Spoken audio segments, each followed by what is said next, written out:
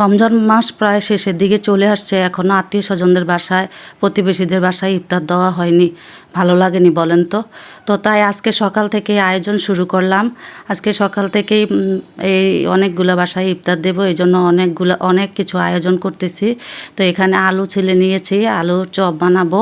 তো আমাদের বাসার প্রতিবেশী কয়েকজন আছে, ওনারা গরিব, এই জন্য ওনাদেরকে ইফতার দেওয়া হবে। আর আমার মেজন অন্যসের বাসায় ইফতার দেওয়া হবে। তো আসসালামু আলাইকুম দর্শক, সবাই কেমন আছেন? আশা করি যে যেখানে আছেন আল্লাহর রহমতে ভালোই আছেন। আমিও আলহামদুলিল্লাহ ভালো আছি। তো আজকে যে আত্মীয় স্বজনের বাসায়, তারপরে আশেপাশে কিছু গরিব প্রতিবেশী আছে, ওদের বাসায় ইফতার দেব। তো সকাল থেকে শুরু করলাম ইফতারের এই আয়োজন। তো সকালবেলা সব কিছু ভাবলাম যে সব কিছু গুছিয়ে সব রেডি করে রেখে দেব, তারপরে বিকেলবেলা এগুলা ভেজে নেব, তাহলে আর আমার তেমন কোনো ভেজাল হবে না। তো আমাদের বাসার সাথে আমাদের এক প্রতিবেশী, উনি অনেক গরিব, ওনার 5টা মেয়ে, কোনো ছেলে নাই, স্বামীও নাই। তো উনি অনেক কষ্ট করে মেয়েগুলোকে বিয়ে শাদি দিয়েছেন। তারপরে এখন ওনার একটা মেয়ে ওনার কাছে থাকে জামাইসহ। তো ওনারা 4জন ফ্যামিলি। তো আমরা আজকে অনেক বছর ধরেই ওনাকে ইফতার দেই। আসলে রমজান মাস আসলে আমার কাছে মনে হয় কেন জানি, আসলে আমি যে ভালো ভালো খাচ্ছি, আমার আশেপাশে প্রতিবেশীরা ভালো খাচ্ছে কি না, তো সবাইকে তো আর আমি দেওয়া সম্ভব না। এই জন্য ভাবলাম যে অন্ততপক্ষে একটা পরিবার যদি আমার জন্য ভালো কিছু খেতে পারে, তাহলে আমার আমি মনে করি যে আমি সার্থক। আমি হয়তো সবাইকে দিতে পারবো না, খাওয়াতে পারবো না। তো আজকে আমাদের ওই আন্টিটাকেও দিব, আরও বাসার পাশে কিছু গরিব প্রতিবেশী আছে, ওদেরকেও দিব। তো প্রত্যেক দিন তো আর ওদেরকে দিতে পারি না, এই জন্য আজকে ভাবলাম ওদেরকেও দেই। তো এই জন্য ইফতারের কিছু আয়োজন করতেছি। এখানে আমি আলুর চপ বানাবো। তো আলুর চপ, এখানে ডিম দিয়ে তারপর আলুর চপ বানাবো। তো আলুর চপের জন্য আলুর চপগুলো বানিয়ে নিলাম। তারপরে এখানে এই যে বেসন, চালের গুঁড়া, আটা এগুলাকে চেলে নিয়েছি।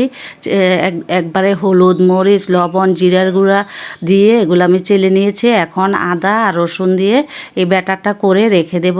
এখানে আমি কিছু কালো জিরাও দিয়েছি, কালো জিরাটা দেখাতে মনে নেই, এই যে কালো জিরাও দিয়ে দিয়েছি। তো এখন অল্প অল্প পানি দিয়ে আমি ব্যাটারটা করে নেব। ব্যাটারটা করে তারপরে আমি এই যে বিকেলবেলা এগুলা চুবিয়ে চুবিয়ে ভেজে দেবো, তাহলে আমার আর কোনো সমস্যা হবে না। আর এই যে দেখেন, আমার প্রতিদিনের একই নিয়ম। আমার হাজব্যান্ডের জন্য কাঁচা মাছ এভাবে হাতে মেখে রান্না করতে হবে। তো ওনার জন্য একসাথে মাছ, এগুলো জিওল মাছ জিয়ে রেখেছিলাম। তো কয়েকটা করে উঠিয়ে ওনার জন্য কেটে পরিষ্কার করে তারপরে এইভাবে হাতে মেখে কাঁচামরিচ, কাঁচা পেঁয়াজ, তারপরে এই আস্তে আস্তে রসুন, টমেটো, হলুদ, মরিচ, লবণ দিয়ে তেল দিয়ে সব কিছু দিয়ে ভালো করে এভাবে মেখে পানি দিয়ে ভালো করে এগুলাকে রান্না করব। তো ওনার এগুলা এইভাবে কাঁচা মাছ খেতে ভালো লাগে, আর পুরো রমজান মাসে ওনার এইভাবে খেতে হয়, তা নাহলে উনি ভাত খেতে পারে না। জিওল মাছ উনি খুব পছন্দ করে, ভাজা মাছ খেতে চায় না। আর এই যে দেখেন, অল্প অল্প করে সব আয়োজন করে নিলাম। এখানে সব কিছু সাজিয়ে গুছিয়ে কেটে কুটে গুছিয়ে নিয়েছি। তারপরে আমি গোসল করে নামাজ পড়ে তারপরে রান্নায় চলে যাব। তো একসাথে ইফতারের রান্না, সেহেরির রান্না, তারপরে ইফতারের আয়োজন, এগুলো সব কিছু একসাথে করতে গেলে অনেক সময় লাগবে। এই জন্য আজকে একটু সকালে রান্নাঘরে ঢুকে যাব। তো এখন আমি এই যে বরাতের জন্য পাবদা মাছ ভুনা করব। তো পাবদা মাছ এখানে ভেজে নিচ্ছি। আর এই যে এখানে আমি ডাল বসিয়ে দিলাম। তো আমাদের নেভালন থেকে একজন পরিচিত, উনি নেভালন থেকে এগুলা কি শাক জানি এনেছে, বিচি এনেছিল, ওইগুলো গাছ লাগিয়েছে, মাশাআল্লাহ অনেক সুন্দর হয়েছে। ওই শাকটা খেতে অনেক মজা। তো আজকে ওই শাকটা আমি ডাল দিয়ে রান্না করব। আর এখানে এই যে বুট ভাজি করে নিচ্ছি। এই যে দেখেন, এই শাকটা একদম খেতে পালং শাকের মতো।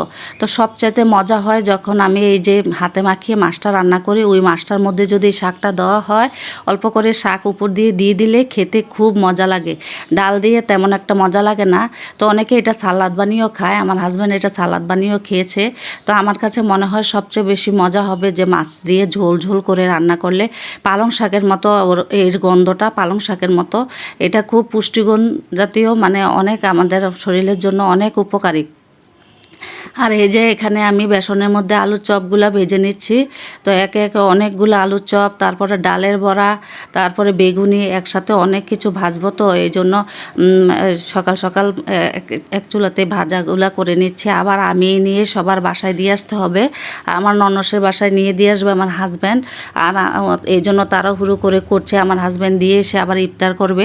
তো এই জন্য আমি তাড়াহুড়ো করছি। এই যে এখানে দেখেন ইফতারগুলো আমার ভাজা শেষ হয়ে গেছে, একদিক দিয়ে ভাজা হচ্ছে, আরেক দিক দিয়ে আমি বক্সে করে সবগুলা গুছিয়ে নিচ্ছি। তো আমার ননসের জন্য সবগুলা গুছিয়ে নিলাম। তো 2 বক্সে নিয়ে নিলাম, এক বক্সে ফলগুলা নিয়ে নিলাম, আরেক বক্সে আমি এগুলো নিয়ে নিলাম। তো আজকের মতো এখানে শেষ করছি। আল্লাহ।